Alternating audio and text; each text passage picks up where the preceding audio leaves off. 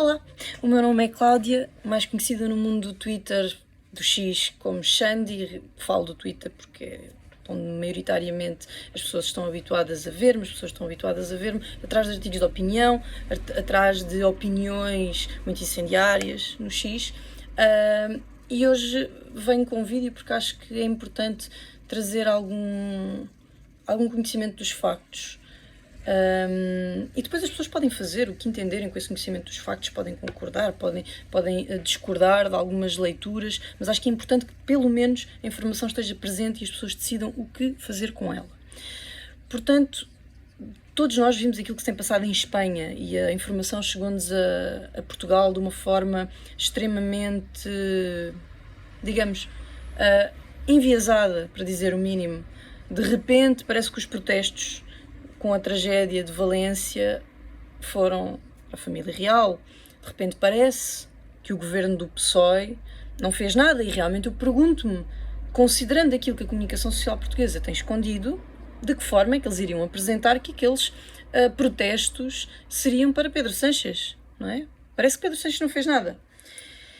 E é importante trazer-vos aqui algum contexto. Então, o primeiro contexto, o primeiro facto que eu vos quero trazer é o contexto da família real espanhola. A família real espanhola, ela aparece como a entidade que vem restituir a democracia em Espanha. Portanto, Francisco Franco foi a pessoa que governou Espanha depois da Guerra Civil. Ele não confiava no pretendente ao trono, que estava exilado, tinha sido exilado no Estoril. Franco não confiava nele e, portanto, decidiu moldar o filho do pretendente à coroa espanhola. Juan Carlos decidiu moldar Juan Carlos à sua imagem e semelhança. Uma coisa que deixou horrorizado o pai de Juan Carlos, que era uma pessoa liberal, que acreditava na democracia e que detestava Franco. Portanto, era um ódio mútuo e gostava-lhe imenso ver o seu filho ali envolvido em tanta proximidade e quase como um símbolo do regime de Franco. Mas Juan Carlos era muitíssimo inteligente. E a sua ideia sempre foi bastante clara, era restabelecer a democracia em Espanha. Franco é que ainda não sabia, porque se soubesse o que é que seria hoje de Espanha. Certamente não teríamos tido Juan Carlos como rei e não teria acontecido uma democracia. Portanto, Juan Carlos disse a Franco que sim, fez as vontades todas e quando subiu ao trono legalizou todos os partidos, inclusivamente partidos de esquerda. Na Constituição também está o reduzido leque de poderes que tem a monarquia, porque ficou estabelecido que é uma monarquia parlamentar, constitucional. A monarquia constitucional, ela tem um papel representativo. E em Espanha, esse papel representativo e de união é ainda mais importante e sério, porque estamos a falar de um país com várias nações lá dentro. É isso que acontece, com línguas diferentes. E a monarquia tem servido aqui como uma grande cola entre todas estas nações. E no dia que não existir monarquia em Espanha, muito provavelmente vamos deixar de ter Espanha como a conhecemos. Se calhar vamos mesmo deixar de ter Espanha. A verdade é essa. E, portanto, os poderes da monarquia espanhola e das monarquias constitucionais no geral são muito pouco, não são executivos e podem fazer muito pouco, sem autorização dos governos. O que é que acontece com o governo espanhol? O governo do PSOE, que é o Partido Socialista lá do sítio, se quisermos fazer uma comparação direta, é o PS de Espanha. O Pedro Sánchez, líder do PSOE, ele perde as eleições. Ele perdeu as eleições e mesmo assim formou governo. E formou governo apoiado em partidos separatistas e com pessoas terroristas nas suas listas, nomeadamente pessoas que estavam no Bildu. E ainda houve a polémica condição da amnistia. Portanto, Pedro Sánchez teria que amnistiar alguns destes criminosos, terroristas, separatistas, para ter o apoio destes partidos políticos. Se a Constituição permite, tanto permite que é o que está em vigor neste momento. Se é moral, não é. E, portanto, os espanhóis não gostaram muito disto. Portanto, um governante, um político que perde as eleições e que se tem que unir a inimigos do próprio país, porque no fundo é disto que se trata, pessoas que querem a desagregação do país e que muitas vezes o tentaram por meios extremamente violentos. Portanto, este é o contexto. Houve uma série de protestos que se estenderam por muito mais do que um mês e eu não vi a comunicação social portuguesa a falar neles em momento nenhum. Se falou foi em notas de rodapé e se aconteceu alguma coisa já sabemos que a culpa terá sido certamente da extrema-direita. E portanto a saturação já é enorme com Pedro Sánchez e com o governo do PSOE. Pedro Sánchez neste momento não é bem-vindo em lado nenhum em Espanha. E aquilo que tem acontecido sistematicamente e que até aconteceu quando Pedro Sánchez começou com estas negociações com os partidos separatistas, houve um pedido popular, através das redes sociais, através das manifestações de rua, para que a monarquia impedisse. Mas a realidade é que a monarquia não pode impedir este tipo de coisas. Aquela Constituição tão restrita não permite isso. Isso é característico das monarquias constitucionais.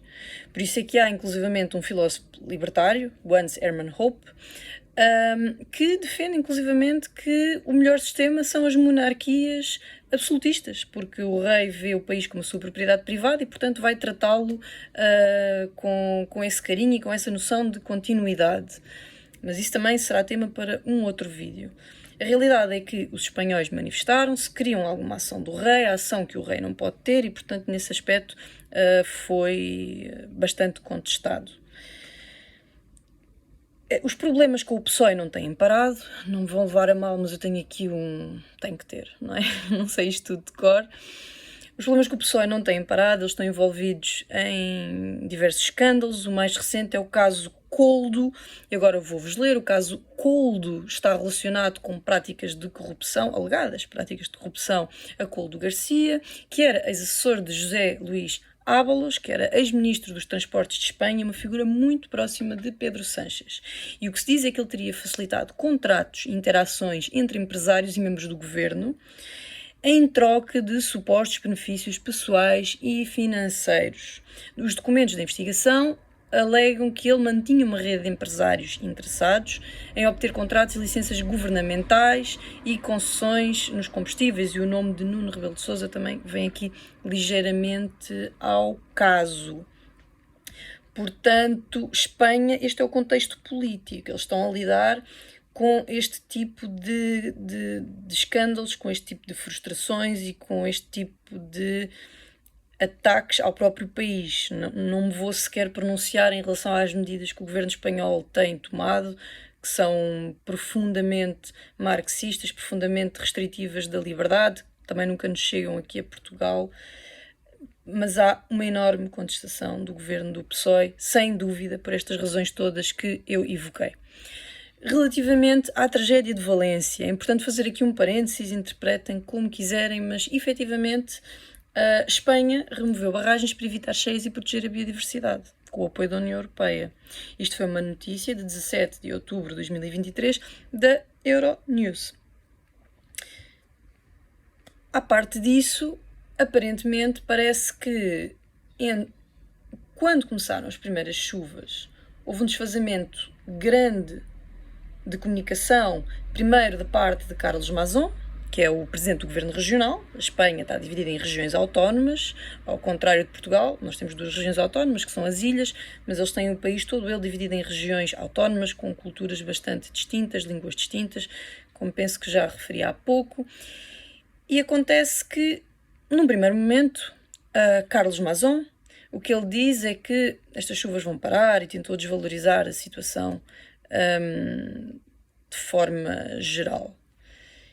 E depois, quando finalmente as coisas começam a correr muito mal e a tragédia começa a crescer, o governo espanhol, o governo central, empurrou a responsabilidade para o governo local, com a sua famosa frase: "Se necessitam de ajuda, la pidam".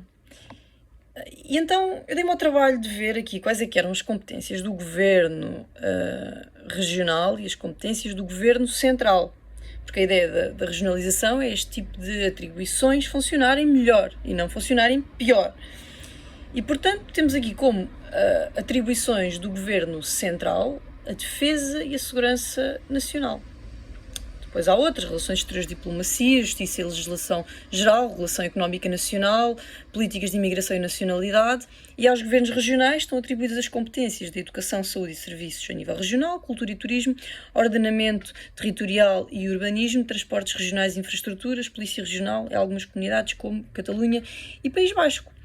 E, portanto, eu pergunto-me, então, quem é que tinha a obrigação de perceber que teria que enviar meios, nomeadamente meios militares, e mobilizar toda a sua capacidade para Valência? Parece-me que era uma competência do Governo Central, porque isto entra aqui no domínio da segurança e até da defesa nacional, a certo ponto.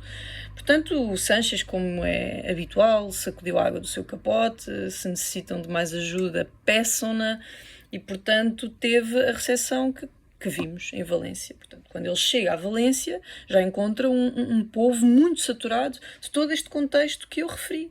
Um governo que tem pouca legitimidade, não é? As pessoas não os querem, as pessoas estão saturadas, tem pouca legitimidade moral a todos os níveis, portanto, escândalos de corrupção, pactos com terroristas independentistas, a todo o tipo de pessoas. E parece que abandonou completamente a comunidade valenciana. Se necessitam de ajuda, peçam.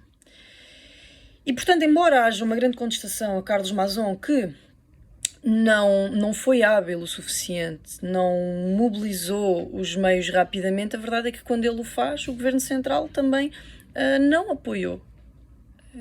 E, portanto, até que ponto é que isto poderia ter sido evitado se esta comunicação tivesse sido mais eficiente? Não sei se será relevante mencionar que o presidente da comunidade autónoma, Carlos Mazón, é do PP e que o governo que neste momento está em Valência é um governo do PP suportado pelo Vox.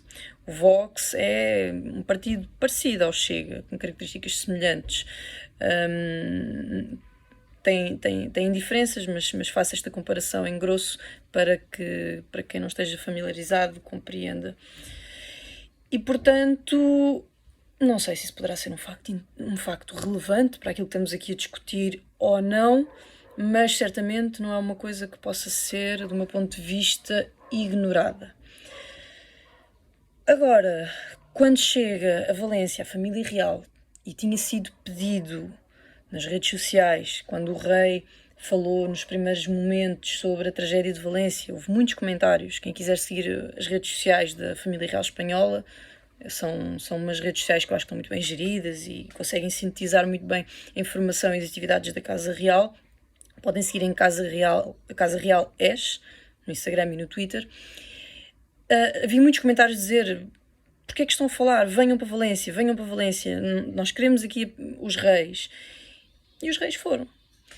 Agora, o PSOE está a fazer o que sabe fazer melhor. Está a sacudir a água do capote. Foi recebido em fúria, Pedro Sanches, e já veio dizer que foi a extrema-direita. Na comunicação social portuguesa tive que me rir porque vi uma notícia engraçadíssima que dizia que Vox já tinha reivindicado o ataque a Pedro Sanches. Portanto, o Vox, um partido democrático que está no arco da governação, foi referido pela comunicação social portuguesa como se fosse, sei lá, a ETA. Isto era aquilo que se poderia ter dito da ETA há uns anos atrás. Cada vez que eles faziam algum ato terrorista, pois, lamento informar, mas os terroristas neste momento estão no governo. E foram eles que ajudaram a atentar contra o povo valenciano, ao negligenciá-los. Portanto, neste momento, Pedro Sanches atira culpas para cima da família real, porque a família real é que quis ir, atira culpas para cima dos valencianos, que de repente são de extrema-direita, e acho que isto tem que nos fazer refletir também, a nós portugueses, sobre o país que temos, quais seriam os mecanismos que teríamos para fazer face a uma tragédia destas. Acho que, pelo que vimos dos incêndios, podemos concluir que se tivéssemos uma tragédia desta natureza não iríamos ficar certamente muito melhores que os nossos vizinhos espanhóis.